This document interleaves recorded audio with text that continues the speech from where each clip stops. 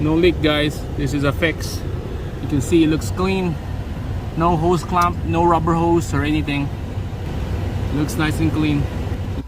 Alright guys, here we go. I kind of went crazy and off the camera, pounding those lips of the heater core. It's not bad. It's all in there.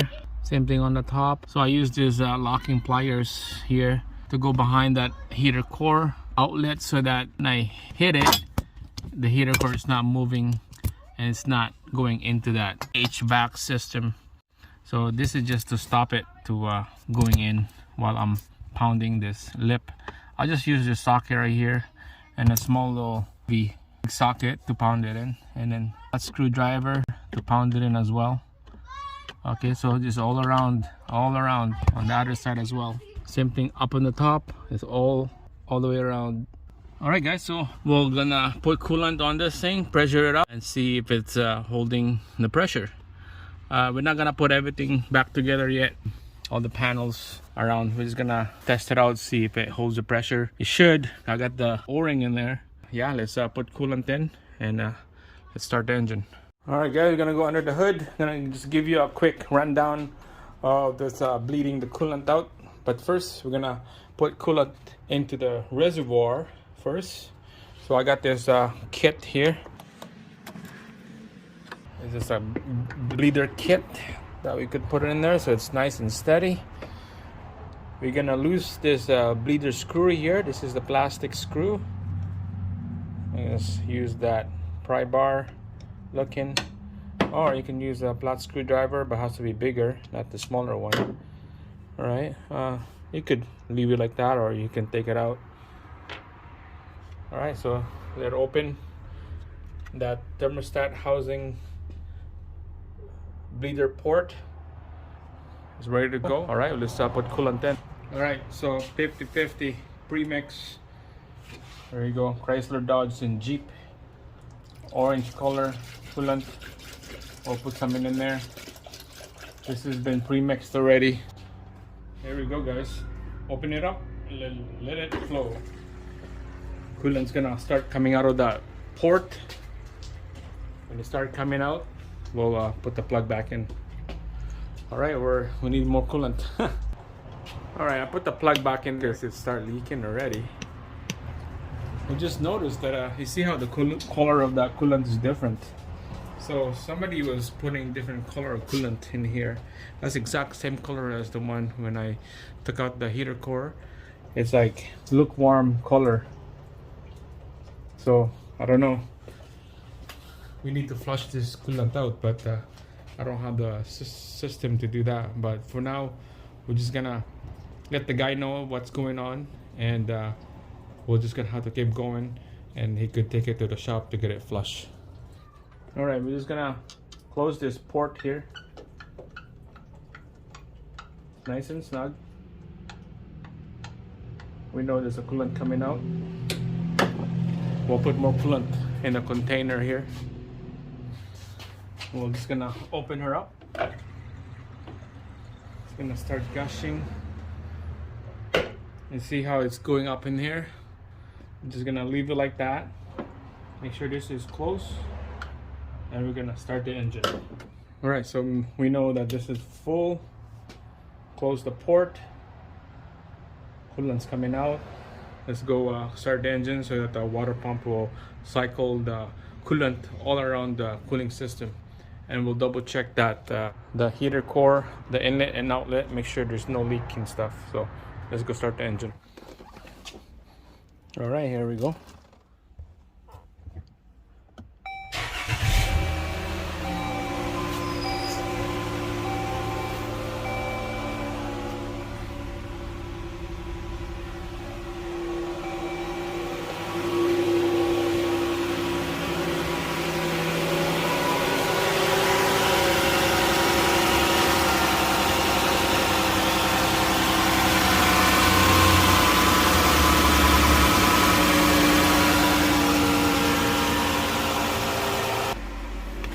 All right, so getting this vehicle warm, we're gonna have to turn on our climate control.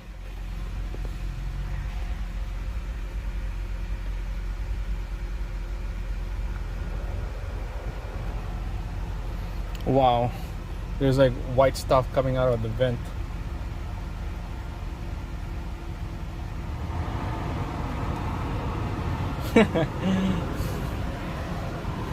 All right, we're gonna keep it idle for a bit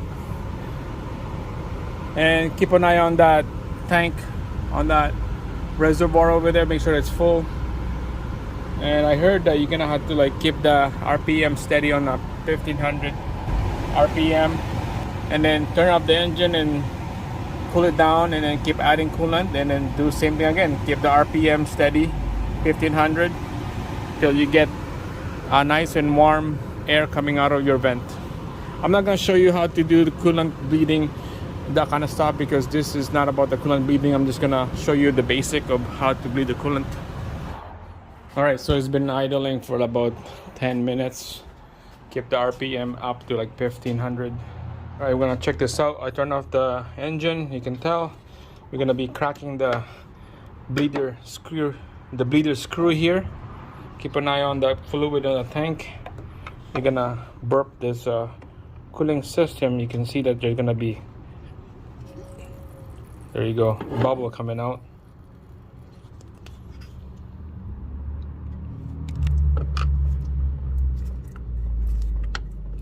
You should get a catch can ready to catch the fluid underneath.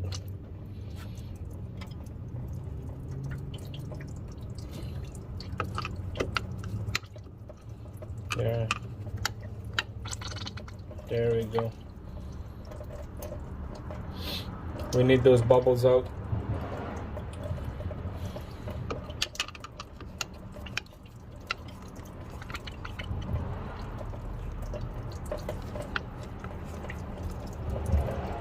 There we go. It looks like it's a nice good stream of water coming out, and no more bubbles, no more sound, that bubbling sound. So time to close it, and then we'll start the engine again and keep the RPM 1500. All right guys, it's been running for another 15 minutes now. You can see the rad fan is going.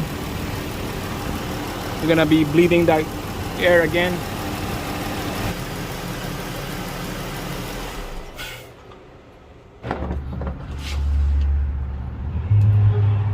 You can see bubbles coming out still.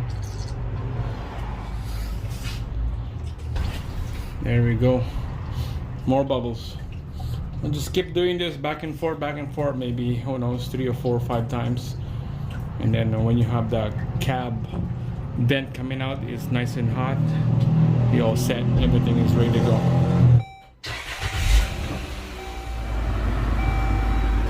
All right, here we go. This is the 4th cycle. You can see the coolant temperature engine right there is in the middle.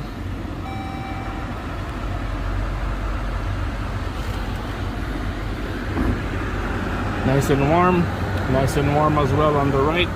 We're doing good. And our heater core looks doing good to me. There's no leak. Oh, that's hot. That one too, it's hot. When those both are hot, means that it's cycling the coolant and it's working good. No leak, guys. This is a fix. You can see it looks clean. No hose clamp, no rubber hose or anything. Looks nice and clean. So we're gonna keep bleeding the bubbles out. Keep doing that, and this should be done, ready to go.